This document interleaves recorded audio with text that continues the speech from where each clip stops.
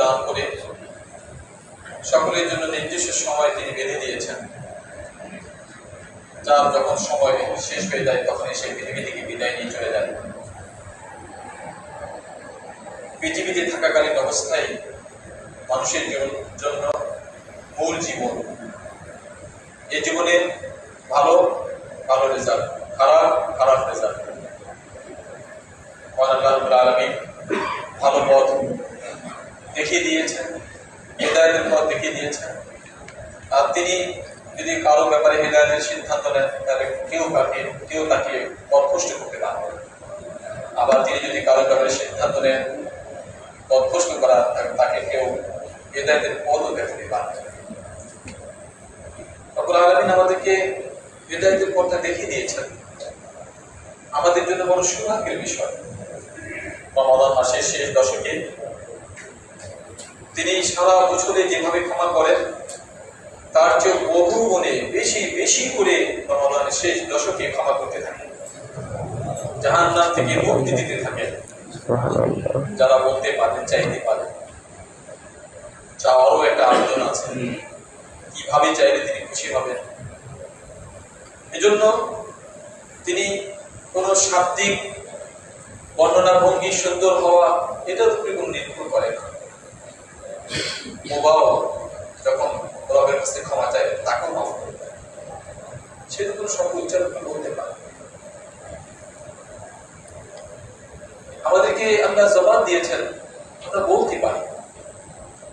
বলার সময় যেন সে আবেদনটা ওই রকমই হয় যেরকম দুনিয়াতে কোনো সময় কোনো বিপদে পড়ে গেলে পথে ঘাটে অনেক মানুষের যখন সবকিছু হারিয়ে যায়, পকেট মায়ের সবকিছু নিয়ে যায়, সে যখন সামনে অন্ধকার দেখে তখন এমন ভাবে আবেদন করে, ভাই আমাকে 100 টাকা দেন, আমার বাড়ি সিলেটে আমাকে যেতে হবে।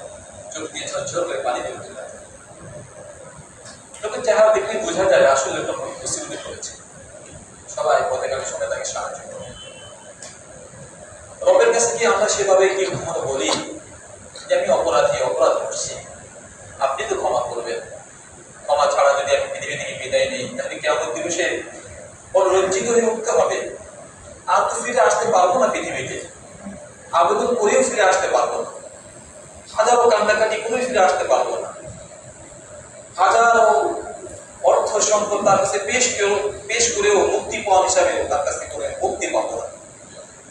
সুযোগ পৃথিবীতে রমাদানের শেষ দশকে সত্যিকারে আমরা যদি বসে দিতে পারি, যে কোনো সময় যে কোনো মুহূর্তে আমার দিন আমার অন্তর যদি আল্লাহর সাথে সম্পৃক্ত হয়ে যায় আর তিনি যদি তার রহমতের দৃষ্টি আমার দিকে ফেলে দেন তাহলে তো আমি কামিয়াব সফল। রমাদানের শেষ দশক শুরু হয়েছে আজকে থেকে। অনেকে ইতিকাফে বসে গেছে, সারা পৃথিবীতে সকল মসজিদের মধ্যে এক দল বসে গেছে আল্লাহর সাথে সম্পর্ক স্থাপনের জন্য। আলহামদুলিল্লাহ আমাদের মসজিদে প্রায় 22 জন মসজিদ এতে কাপে বসেছে। আমরাও এতে বসতে পারিনি, ঘরের মধ্যে 1 ঘন্টা 2 ঘন্টার জন্য বসে রবের সাথে একটু সম্পর্ক করে কান্নাকাটি করে আমরা যদি একটু মাফ চেয়ে দিতে পারি। লাইলাতুল কদর আজকে থেকে শুরু হয়ে গেছে। আজকে থেকে আমাদের ইস্তিগফার বেশি করে করতে হবে, বেশি করে আল্লাহুম্মা ইন্নাকা আফুউন তুহিব্বুল আফওয়া ফাআফু আন্নি, এই দোয়াটা বেশি করে করতে হবে, ইস্তিগফার বেশি করে করতে হবে। রবের কাছে বলতে হবে এই কথায় যে আমার আছে অনেক টাকা পয়সা, আমার অনেকগুলো বাড়ি ঘর আছে, আমার আছে, এখন যদি সামনে আমার আজরাইল উপস্থিত হয়ে যায় তাহলে কি আমি এখান থেকে পা দাঁড়িয়ে ঘর পর্যন্ত বসতে পারবো? আমার সবকিছু আয়োজন সবকিছু আছে, আমার খাদেম আছে, আমার সেবা করার জন্য লোক আছে, আমার অর্থ আছে, কিন্তু জানটা যখন বের করে নিয়ে যাবে তখন আমার সব ছেড়ে চলে যেতে হবে।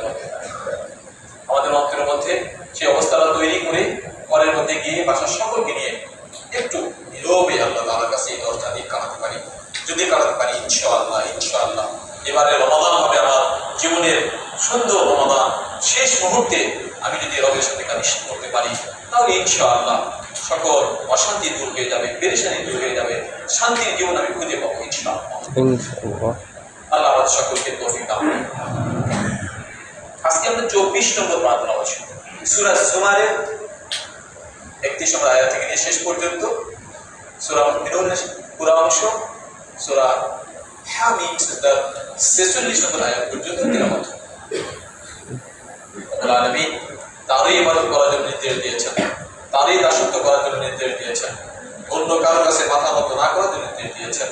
আর বলেছেন যে কিয়ামত দিবসে তোমায় যখন উঠানো হবে তখন তুমি অনেক কিছুই আবেদন করবা, আবার ফিরে যাওয়ার জন্য আবেদন করবা, বলবা আমার পৃথিবীতে যা কিছু আছে সবকিছু আমি দেওয়ার জন্য প্রস্তুত আছি, আমাকে একটু মুক্তি দেন। রব্বুল আলামিন বলবেন যে না, আজকের এই দিবসে তোমার কিছু সেই সুযোগটা নেই। তবে যদি দুনিয়াতে বেঁচে থাকাকালীন অবস্থায় যারা অপরাধ করেছে, হাজারো অপরাধ করেছে, তার পুরো লাইফটাই অপরাধ করেছে, শেষ মুহূর্তে তার অনুশোচনা সৃষ্টি হয়েছে, তাদের উদ্দেশ্যে আল্লাহ বলেছেন এই আমার বান্দা যারা অপরাধ করেছ তোমরা আমার রহমত থেকে নৈরাশ হয়ে গিয়েও, আমি রব তোমার সকল গুনাহকে মাফ করে দেব। যদি তুমি আমার দিকে ধাবিত হও, আমার কাছে কান্নাকাটি করো, আমি মাফ করে দেব। তোমাকে দুনিয়াকে লজ্জিত করবো না, আখিরাতে তোমাকে অপমানিত করব। তাহলে যখন আমরা পুনর্জীবিত হব, তখন যখন সামনে অগ্রসর হব, আল্লাহ আমাদেরকে জাহান্নাম দিয়ে পাঠিয়ে দিবেন, তখন জাহান্নামের পুরে ধাক্কা দিয়ে, ধমক দিয়ে, চিৎকার করে জিজ্ঞাসা করবে, কেন তুমি আমার সামনে আসছো? তুমি দুর্ভাগা, হতভাগা, আমার এই খারাপ জায়গার মধ্যে তুমি শাস্তি দেওয়ার জন্য আসছো।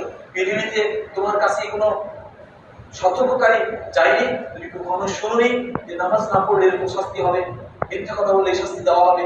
তুমি সমস্ত সংবাদ শোনোনি? কেন অপরাধ এত বেশি করেছ? যাও, জাহান্নামের প্রহরীরা ধাক্কা দিয়ে অপমানিত করে তাকে জাহান্নামে নিক্ষেপ করে। এর পাশাপাশি যারা দুনিয়াতে ভয় করেছে, তাকেও অবলম্বন করেছে, জান্নাতের প্রহরীরা তাকে আগ থেকে সালাম দিতে থাকবে, সালাম তোমাদের প্রতি শান্তি বর্ষিত হোক, তোমরা খুবই রবের প্রিয় বান্দা, তোমরা আমাদের ভালো জায়গার মধ্যে আসছো, প্রবেশ করো। সকল ফেরেশতা তাকে স্বাগত জানিয়ে খুবই আদর আপ্যায়ন করে বেহেশতের মধ্যে ঠিকানা করে দেবে।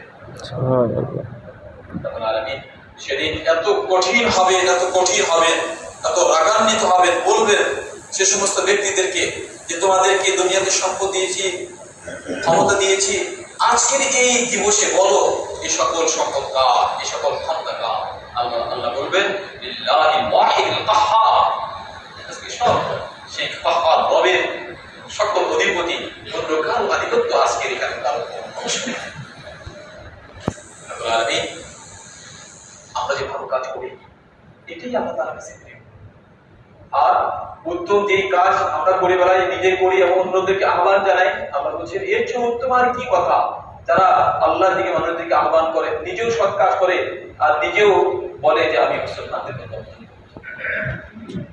আর আল্লাহর দিকে মানুষদেরকে আহ্বান জানানোর জন্য আল্লাহ বলেছেন হিকমত অবলম্বন করো, উত্তম বাক্য অবলম্বন করো, যাতে কারো সামনে কথা বলতে গিয়ে এরকম না হয় যে তোমার কথা না শুনে সে ফিরে চলে যায়। এমন সুন্দরভাবে এটা আহ্বান করো যাতে তোমার কথা আকর্ষিত হয়ে সে দিনমুখী হয়, ইসলাম। আল্লাহ রাব্বুল আলামিন আমাদেরকে তার হিজবুল্লাহ বানিয়েছেন, আল্লাহর দল বানিয়েছেন, মুসলমানদেরকে, মুমিনদেরকে আল্লাহর সৈনিক বলেছেন। আমরা তো আল্লাহর সৈনিক, আল্লাহর নির্দেশ মেনে চলি, আল্লাহ আমাদেরকে সাহায্য করতেন। বদরের যুদ্ধে তো আল্লাহ সেভাবেই সাহায্য করেছেন তার মুমিন বান্দাদের জন্য। আল্লাহ তাআলা আমাদের সকলকে আমাদের জীবন সুন্দর করে এবং শেষ দশকের এই গুরুত্বপূর্ণ সময়কে সুন্দরভাবে কাটিয়ে আমাদের এই রমাদানকে নিজেদের মাফের রমাদান বানানোর তৌফিক দান করুন। আমিন। দাঁড়িয়ে কাজ